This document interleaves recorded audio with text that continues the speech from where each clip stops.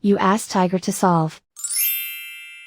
This deals with linear equations with one unknown. The final result is x equals -4. Let's solve it step by step. Simplify the expression. Expand the parentheses.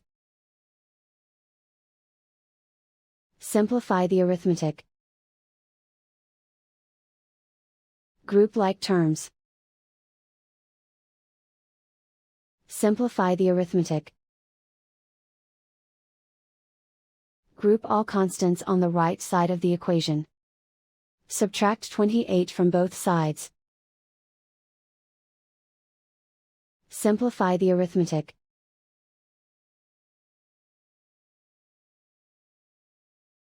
Isolate the x. Divide both sides by 7. Simplify the fraction.